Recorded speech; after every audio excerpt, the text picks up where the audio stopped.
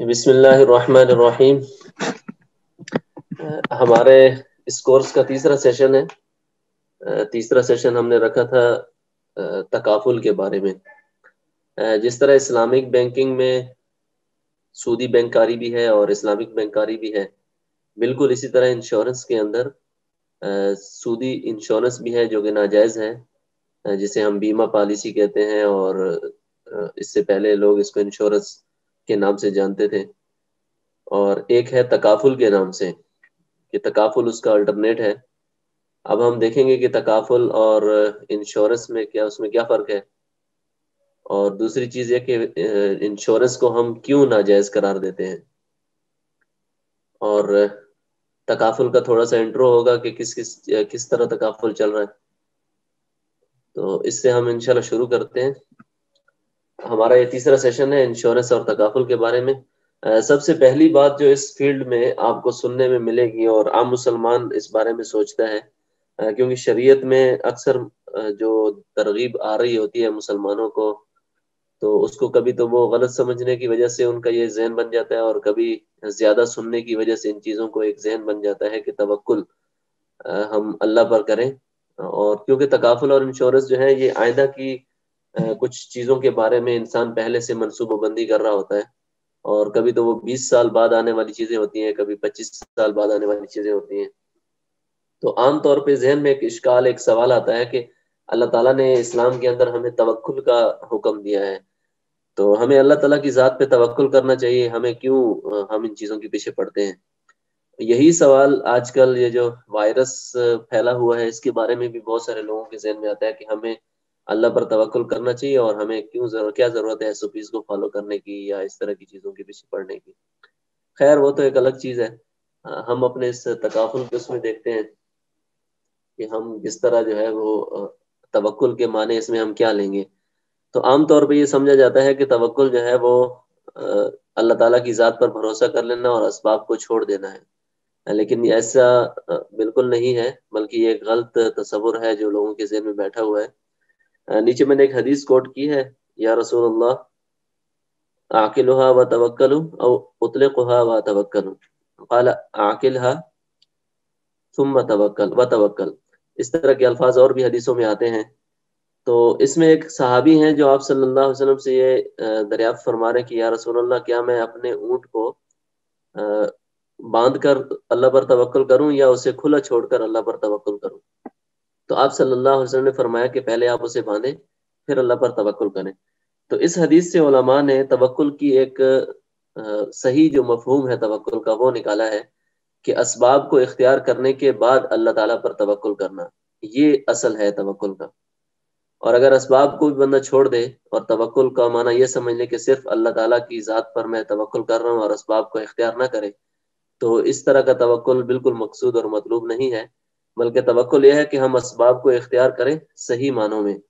اور یہ توکل کے بالکل خلاف نہیں کہ ہم اسباب کے درجے میں لمبی مدت کے لیے سوچیں، آئندہ آنے والے مستقبل میں 20 یا 15 سال کے بعد کے لیے سوچیں، تو یہ توکل کے خلاف نہیں ہے۔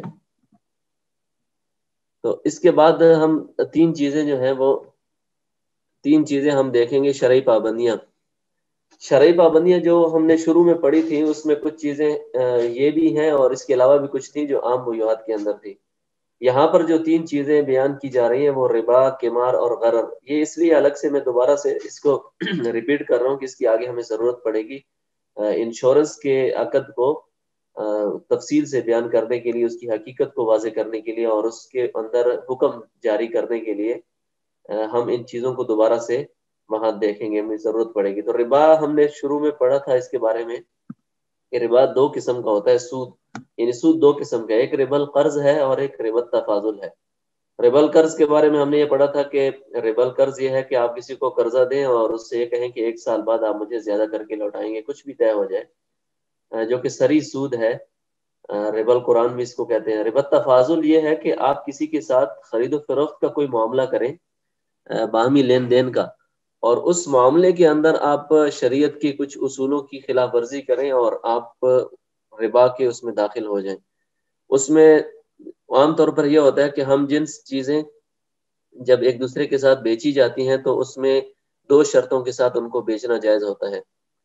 چونکہ ربا تفاضل میں بہت تفصیلیں ہیں، بہت ساری اس میں علتیں اور سب کچھ، ان کے ساتھ ہم ابھی یہاں نہیں چھیڑتے کیونکہ بہت تفصیلی مباحث ہیں جو یہاں پر سمجھ بھی شاید نہیں آئیں گی.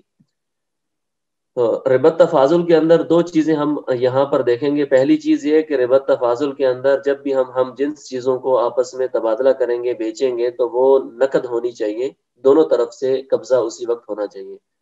دوسری چیز یہ کہ اس میں بڑھوتری نہیں ہونی چاہیے، کمی بیشی نہیں ہونی چاہیے، برابر برابر ہونی چاہیے.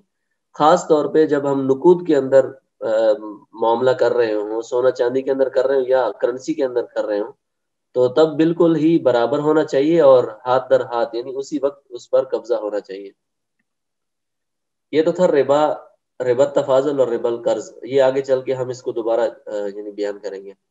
قمار کہتے ہیں گیملنگ کو، جوئے کو، جس میں 2 یا 3 آدمی یا 4 آدمی یا کچھ بھی لوگ مل کر اپنا مال ایسا لگائیں، اس شرط کے ساتھ لگائیں یا اس ترتیب سے لگائیں کہ یا تو اپنا مال بھی چلا جائے یا اپنا مال دوسرے کا مال لے کر آ جائے. یعنی دونوں سچویشن بالکل برابر کی وہ ہوتی ہے، اس میں یا تو مال چلا جائے گا یا پھر مال آ جائے گا. تو یہ قمار، اس کو بھی شریعت نے منع کیا کہ جہاں پر مال کے جانے یا مال کے دوسرے لوگوں کے پیسے کو بھی لے کے آنے کا وہ ہو، امکان ہو. غرر، انسرٹینٹی، کسی چیز کے امکان اور ہونے یا نہ ہونے کے اندر کوئی یقینی بات نہ ہو، یہ چیز پائی جائے گی یا نہیں. تو یہ بیوعات کے اندر یہ ہوتا ہے، یعنی جب ہم خرید و فروخت کا عمل کرتے ہیں تو اس میں یہ چیز شریعت نے پابندی لگائی ہے کہ جو چیز آپ بیچ رہے ہیں وہ خریدنے والے کے ہاتھ میں یعنی اس کے قبضے میں دینا یہ یقینی ہو. ایسا نہیں کہ وہ کل کو یعنی ایسی چیز ہو کہ جو یعنی قبضہ میں نہیں کر سکے یا اس کا پایا جانا غیر یقینی ہو. تو اس کو بھی شریعت نے منع کیا ہے. تو 3 چیزیں ہیں، ربا، قمار اور غرر. اس کو ہم آگے چل کے انشورنس کے اندر دیکھیں گے. یہ سود کی قسمیں تھی. اچھا، ایک چیز جو یہاں پر سب سے زیادہ تکافل کے اس میں کانسیپٹ ایک استعمال ہوتا ہے، وہ یہ ہے کہ مالی عقود کی ہم نے شروع میں پہلے لیکچر میں بھی بیان کیا تھا کہ مالی عقود کی 2 قسمیں ہیں. ایک ہے عقد تبرع یا عقد معاوضہ، ایک ہے عقد تبرع یا عقد غیر معاوضہ. ایسا عقد جس کے اندر سوری یہ تھوڑا اوپر نیچے ہو گئے. عقد تبرع، پہلے عقد معاوضہ کو ہم نے بیان کیا، عقد معاوضہ کو اوپر دیکھیں. عقد معاوضہ ایسا ہے کہ جس کے اندر دونوں طرف سے کچھ نہ کچھ آ جا رہا ہوتا ہے. یعنی ایک طرف سے آپ قیمت ادا کر رہے ہیں، دوسری طرف سے آپ سے مبیع خرید رہے ہیں. تو سیل، پرچیز اور لیز، یہ سب ایسے ایگریمنٹس ہیں جو عقد معاوضہ ہیں. عقد تبرع یہ نیچے والے کے اندر آئے گا. یہ عقد معاوضہ ہے، ان کے اندر ایک طرف سے کنسیڈریشن جاری ہوتی ہے، دوسری طرف سے اس کے اگینسٹ میں کچھ نہ کچھ آ رہا ہوتا ہے. یعنی ایک طرف سے صرف یک طرفہ نہیں ہوتا ہے. اور نیچے جو ہے ہبہ، گفٹ، صدقہ، لون اور یہ ساری چیزیں، یہ عقد غیر معاوضہ ہیں، عقد تبرع ہیں. تو اس کے اندر یہ ہوتا ہے کہ آپ ایک طرف سے تو مال جا رہا ہے لیکن دوسری طرف سے کچھ نہیں آ رہا ہوتا. مثلا آپ کسی کو کوئی چیز گفٹ کر رہے ہیں تو آپ اپنی طرف سے تو اس کو کچھ چیز دے رہے ہیں لیکن اس کے اگینسٹ میں آپ اس سے کچھ بھی مطالبہ نہیں کرتے. اور اگر آپ کسی کو زکوٰۃ دے رہے ہیں تو زکوٰۃ کے اگینسٹ میں بھی آپ کچھ نہیں مانگ رہے ہوتے. آپ مسجد میں پیسے ڈونیٹ کر رہے ہیں تو آپ اس کے اگینسٹ میں کچھ بھی نہیں لے رہے ہوتے. تو یہ سارے عقد تبرعات ہیں. ان دونوں کی ضرورت ہمیں آگے پڑے گی. اور اس میں فرق یہ ہے دونوں میں کہ جو ہم نے پہلے 4 چیزیں بیان کی، یہ والی ربا، قمار اور غرر، یہ چاروں چیزیں، یعنی ربا، قمار اور غرر کی بات ہو رہی ہے کہ غرر کا جو ایلیمنٹ ہے اور قمار کا ایلیمنٹ ہے، یہ عقد تبرع میں نہیں پایا جاتا. اور نہ ہی، اور ربا جو ہے یہ یعنی قرض اگر ہے، قرض بھی ایک ربا کا اس کا عقد تبرع ہے. اس کے اندر اگر ربا کی شرط لگائی جائے گی تو وہ اس کے اندر اثر انداز ہوگا. لیکن غرر اور قمار جو ہے یہ عقد تبرع میں مؤثر نہیں ہوتے، بلکہ شریعت نے عقد تبرعات میں غرر کی اجازت دی ہے، انسرٹینٹی کی اجازت ہے غرر میں، اس میں عقد تبرع میں.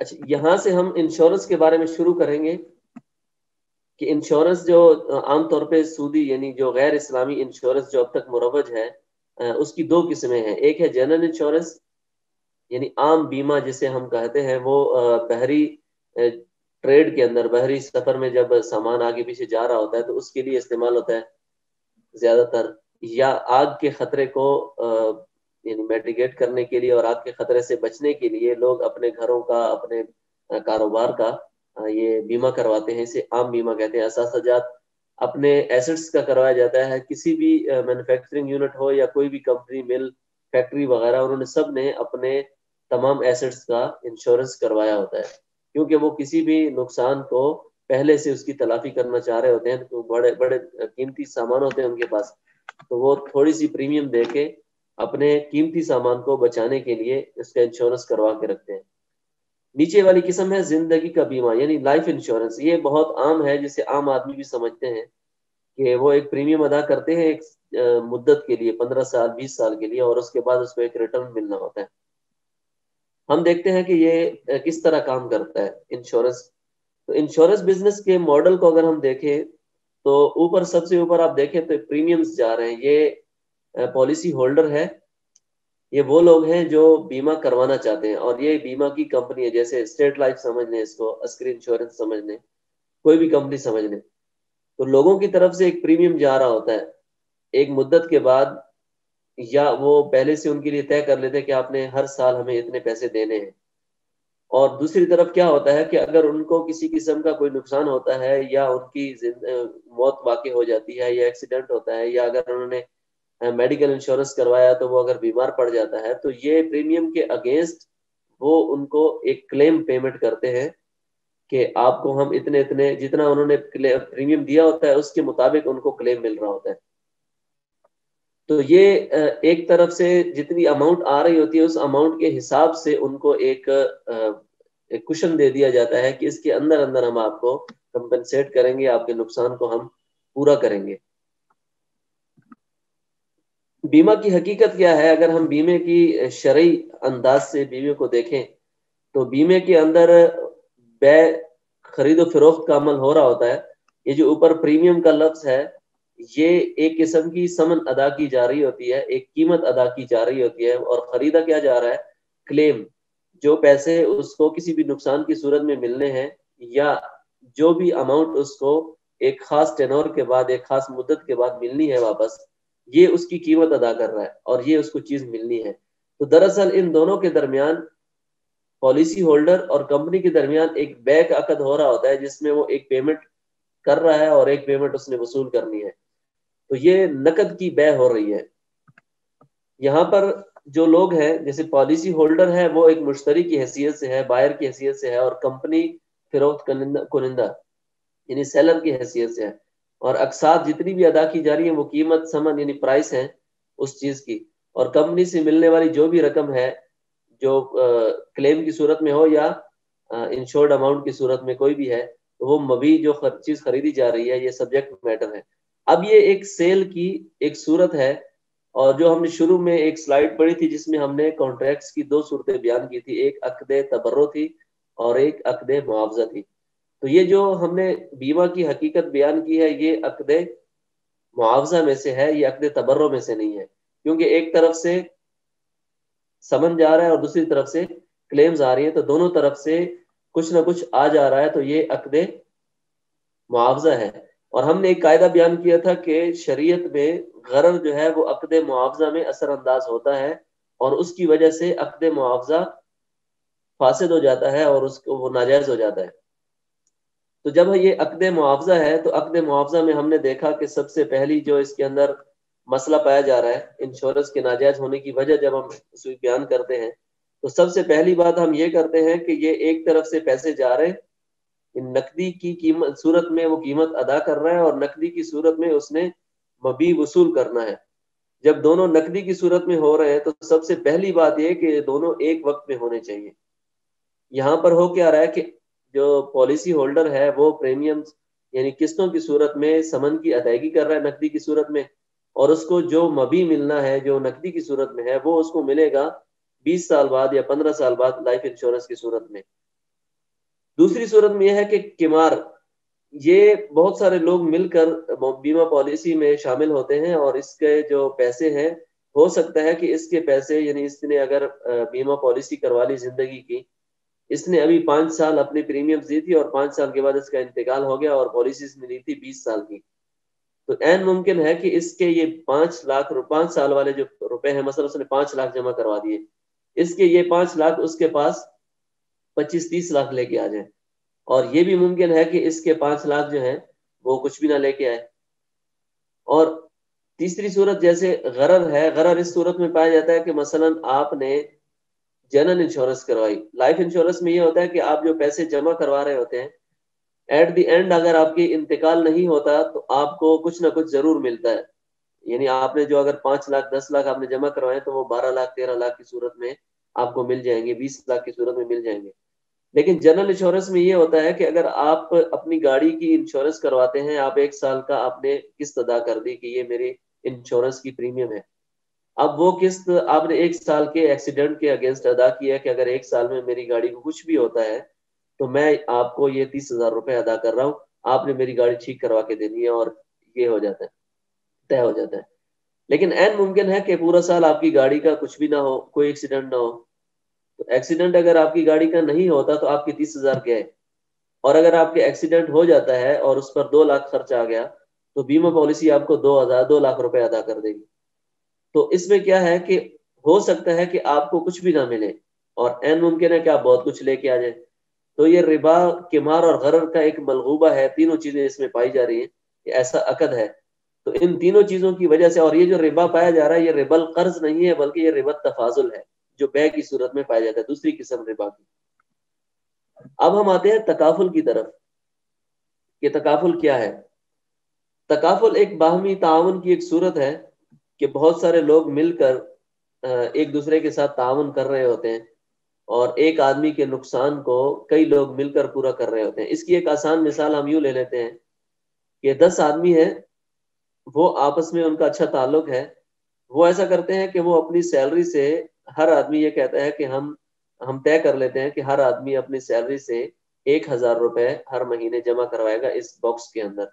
وہ ایک باکس بناتے ہیں، اس باکس کے اندر ہر آدمی جو ہے وہ 1,000 روپے ڈال دیتا ہے، اور باہمی مشاورت سے وہ یہ طے کر لیتے ہیں کہ یہ جو باکس ہے اس میں ہر مہینے 10,000 روپے آ رہے ہیں ہمارے سب کی طرف سے. طے یہ کر لیتے ہیں کہ ہم میں سے اگر کسی آدمی کا بھی کوئی بھی نقصان ہو جائے تو ہم اس باکس میں سے اس کو ادا کریں گے. تو اب ہو سکتا ہے کہ ان 10 میں سے کسی ایک کا نقصان ہو جائے تو 10 آدمی مل کر اس آدمی کا نقصان پورا کر رہے ہوتے ہیں. تو یہ ایک باہمی تعاون کی ایک صورت ہوتی ہے جو عام الفاظ میں، اگر عام اس میں مثال میں اس کو دیکھیں تو بالکل جائز نظر آ رہی ہے. ہم اس کو دیکھتے ہیں کہ کمپنی، ایک تکافل کی جو کمپنی ہے وہ کس طرح اس معاملے کو چلا رہی ہوتی ہے، اور کس طرح سے وہ اپنے کلائنٹ سے پریمیم وصول کرتی ہے، پھر اس کو مینیج کس طرح کر رہی ہوتی ہے، پھر وہ اپنے جو کلیمز ہوتے ہیں کلائنٹس کے، جو پالیسی ہولڈرز کے، وہ کس طرح ادا کر رہی ہوتی ہے، اور کس طرح سے وہ اوپر والے ان تینوں چیزوں سے وہ بچ رہی ہے. تو آپ کو اگر آپ فائنینشلی دیکھیں گے تو آپ کو جو نتائج، جو ریزلٹس آپ کو ایک انشورنس کمپنی سے مل رہے ہوتے ہیں، بالکل سیم اس سے ملتے جلتے ریزلٹس آپ کو تکافل کے ذریعے بھی مل سکتے ہیں. یعنی اگر آپ ایک نقصان سے بچنا چاہ رہے ہیں اور آپ کو یہ لگ رہا ہے کہ اگر میں انشورنس کمپنی کے پاس جاتا ہوں تو مجھے یہ نقصان سے، یعنی کلیم میں یہ نقصان سے میں بچ جاؤں گا، تو بالکل ایسے ہی آپ تکافل کمپنی کے پاس جا کر بچ سکتے ہیں. تو تکافل کمپنی ان تینوں چیزوں کو کس طرح ان کو مینیج کر کے ان سے بچ جاتی ہے. سب سے پہلے ہم یہ دیکھیں گے کہ تکافل کمپنی میں یہ 4 قسم کے عقود استعمال ہوتے ہیں. ایک ہے شرکت کا، کہ بعض اوقات ایسی صورت قائم ہو جاتی ہے کہ جس میں شرکت کا عمل جو ہے وہ پایا جاتا ہے. شرکت ہم نے پیچھے ڈیٹیل کے ساتھ تقریباً اس کو پڑھ لیا کہ شرکت میں یوں ہوتا ہے کہ دونوں طرف سے مال ہوتا ہے، یعنی دونوں طرف سے مال جمع ہو کے پھر اس کے بعد اس کی انویسٹ کیا جاتا ہے، جو اس کا منافع آتا ہے وہ منافع جو ہے وہ تقسیم ہو رہا ہوتا ہے. اس کے بعد مزاربت کا جو عقد ہے وہ بھی اس میں استعمال ہوتا ہے، یعنی ایک طرف سے پیسہ آ رہا ہوتا ہے اور دوسری طرف سے عمل آ رہا ہوتا ہے. دونوں مل کر جب کام کرتے ہیں، اس پیسے کو عمل کرنے والا جو مینیجر ہے وہ اس کو انویسٹ کر رہا ہوتا ہے اور اس پر جو منافع آتا ہے وہ آگے تقسیم ہو رہا ہوتا ہے. ایک تیسری چیز اس میں جو استعمال ہوتی ہے وہ وقف کا ایک کانسیپٹ ہے.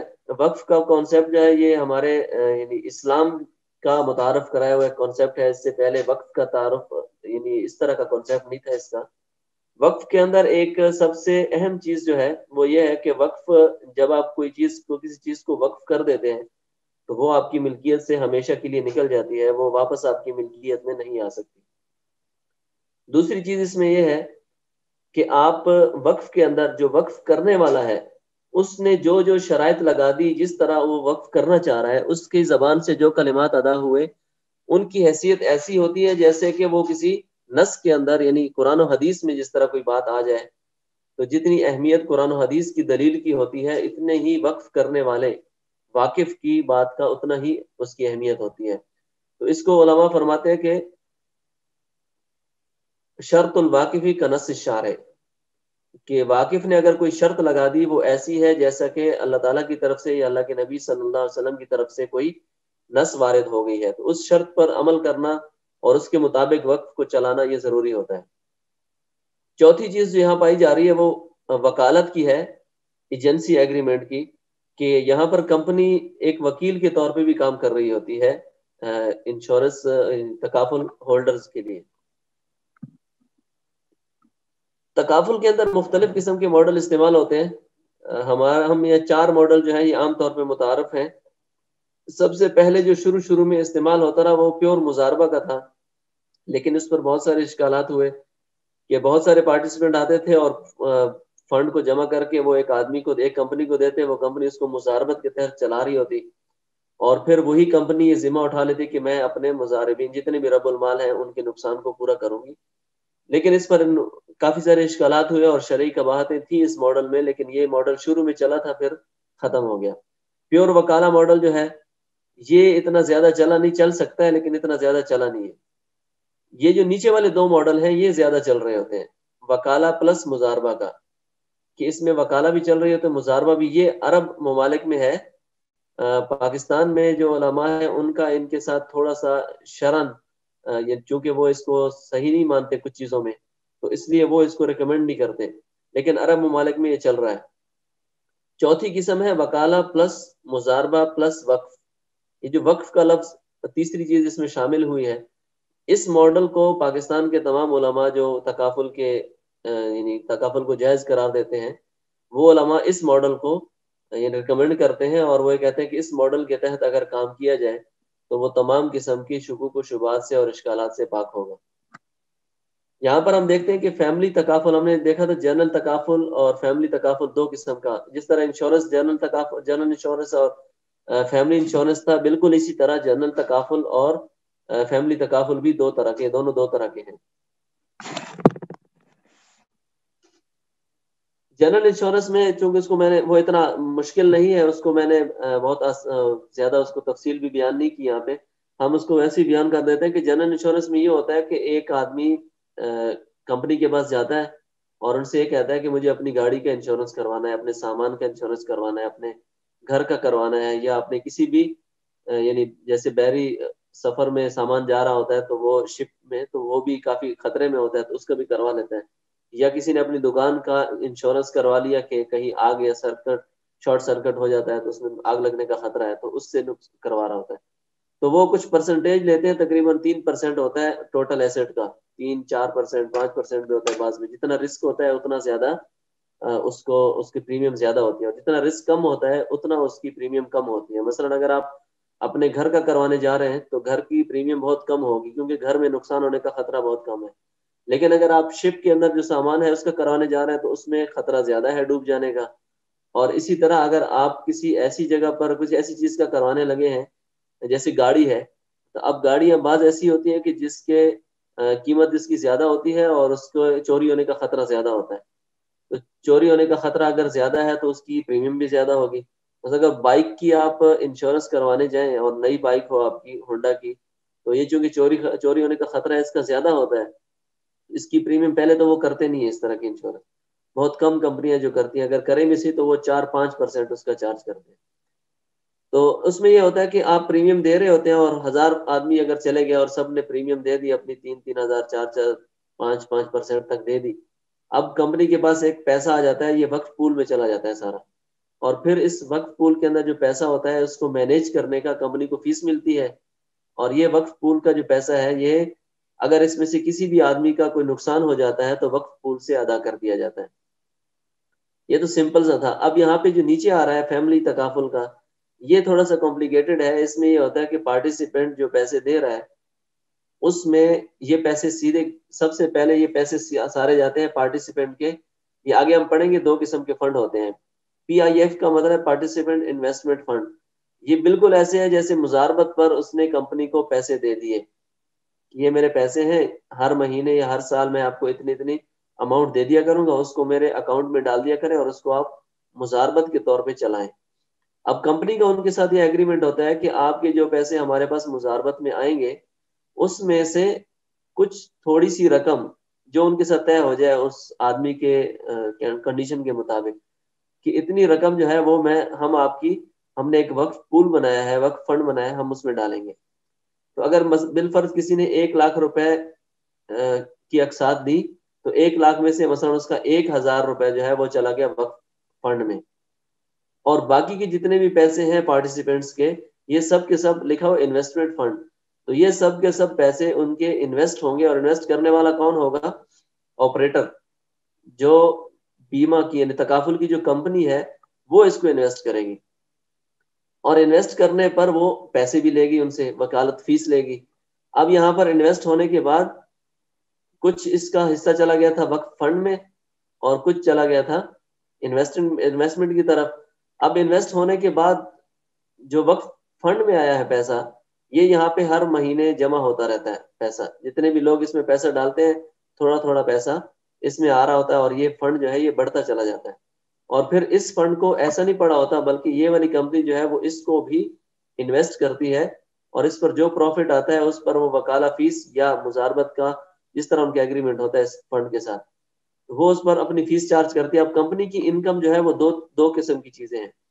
ایک یہ کہ اس فنڈ کو وہ انویسٹ کر رہی ہے اور اس پر وہ وکالہ فیس لے رہی ہے, اور دوسرا اس فنڈ کو بھی وہ انویسٹ کر رہی ہے اور اس سے وکالہ فیس لے رہی ہے. پھر خدا نخواستہ اگر کسی کا نقصان ہو جاتا ہے تو یہاں سے وقف فنڈ سے اس کے لیے کلیم کو پیمنٹ پے کیا جاتا ہے. پارٹیسپینٹ کا اگر کوئی نقصان ہو جائے تو وقف فنڈ سے اس کو یہ نقصان پے کیا جاتا ہے. اور اگر یہ فنڈ مثلا بہت زیادہ بچ گئے, اس میں پیسے لوگوں کے نقصان نہیں ہو رہے, تو اس فنڈ میں بچنے والا پیسہ کمپنی کی ثوابدید پہ ہوتا ہے. کبھی تو وہ ایسے کرتا ہے کہ اس فنڈ کو وہ چیریٹی کے اندر دے دیتا ہے. مثلا بہت سارے جو ٹرسٹ اور اس طرح کے ادارے ہیں, مدارس ہیں, یا کوئی اس طرح کی جتنے ہاسپٹلس وغیرہ ہیں جو ٹرسٹ کے تحت چل رہی ہیں جن کو چیریٹی کی ضرورت ہوتی ہے, تو اس وقف فنڈ میں بچنے والا جتنا بھی سرپلس اماؤنٹ ہوتا ہے وہ سارے کا سارا یا تو وہ وقف فنڈ کا جو مینیجر ہے تکافل کمپنی, وہ اپنی ثوابدید پہ یا تو کسی کمپنی کو دے دیتے ہیں, کسی ٹرسٹ کو دے دیتے ہیں, یا پھر یہ وقف فنڈ کے اندر بچنے والا سرپلس جتنا بھی ہے وہ سارے کا سارا چلا جاتا ہے پارٹیسپینٹ کے پاس. اب یہاں پر ایک چیز اور ہوتی ہے کہ یہ پارٹیسپینٹ جو پیسے انویسٹ کر رہے ہیں, پارٹیسپینٹ کی جو انویسٹمنٹ اماؤنٹ پڑی ہے, یہ اماؤنٹ یہ والا آپریٹر انویسٹ کرتا ہے. کبھی کبھی وہ ایسے کرتا ہے کہ اس کے پاس اپنے پیسے بھی ہوتے ہیں, وہ ان کو بھی ان کے ساتھ جوڑ کر انویسٹ کرتا ہے. تو وہ یہاں پر شرکت قائم کر رہے ہوتے ہیں, جو میں نے کہا تھا شروع میں شرکت بھی قائم ہوتی ہے. ایک تو یہاں پر شرکت چل رہی ہوتی ہے ان کے, جب آپریٹر اپنے پیسوں کے ساتھ ملا کر ان پیسوں کو آگے انویسٹ کرتا ہے. شرکت کی دوسری جگہ جہاں پر شرکت قائم ہوتی ہے وہ ان پارٹیسپینٹس کے درمیان قائم ہوتی ہے. مثلا یہ جو فنڈ تھا پارٹیسپینٹ انویسٹمنٹ فنڈ, اس میں 1,000 آدمیوں نے پیسے ڈال دیے. تو جب 1,000 آدمیوں نے پیسے ڈالے تو یہ آپس میں ایک دوسرے کے شریک ہیں. اور اسی طرح وقف فنڈ کے اندر بھی کبھی کبھی ایسا ہوتا ہے کہ وقف فنڈ کے اندر پیسوں کی کمی آ جاتی ہے. مثلا یہ تو زیادتی کی صورت تھی کہ جب زیادہ ہو.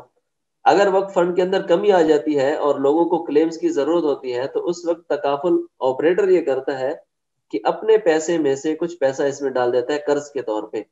انٹرسٹ فری قرض ہوتا ہے, اس پہ کوئی قسم کا وہ چارج نہیں دینا ہوتا. پھر جب کبھی اس کے اندر اماؤنٹ بڑھ جاتی ہے تو وہ اپنا جتنا بھی اس کا وہ قرض اس نے دیا ہوتا ہے وہ قرض اپنا واپس اٹھا لیتا ہے. یہاں پر اوپر ہم نے ذکر کیا یہاں پر کہ PIF, میں نے بولا تھا کہ ایک انویسٹمنٹ فنڈ, ایک فنڈ اور بھی ہوتا ہے, تو وہ وقف فنڈ ہوتا ہے, پارٹیسپینٹ تکافل فنڈ. ان دونوں میں فرق کیا ہوتا ہے کہ پارٹیسپینٹ انویسٹمنٹ فنڈ جو ہے اس میں پیور جو پیسہ ہوتا ہے وہ سارے کا سارا انویسٹ ہو رہا ہوتا ہے اور وہ سب کا سب مالک ہے اس کا تکافل ہولڈر، جو پالیسی ہولڈر ہے وہ اس کا مالک ہے. اور یہ جو پارٹیسپینٹ تکافل فنڈ ہے، اس فنڈ کا کوئی بھی مالک نہیں ہوتا، یہ اللہ تعالیٰ کی ملکیت میں ہوتا ہے، یہ وقف چلا جاتا ہے. اب اس میں سے کلیم تو چارج کر سکتے ہیں اس کو، لیکن یہ واپس جا کے اس کی ملکیت میں نہیں ہوتا. تو یہ پارٹیسپینٹ تکافل فنڈ جو ہے، اس فنڈ کو کمپنی اپنی ثوابدید سے یا تو واپس کر دیتی ہے کلیم سے بچنے کے بعد، یا تو واپس کر دیتی ہے تکافل ہولڈرز کو ان کے جتنی بھی انہوں نے پالیسی لی ہوتی ہے اس کے مطابق، یا پھر ایسے کرتے ہیں کہ یہ اس فنڈ کو چیریٹی کر دیتے ہیں. وقف پول کے اندر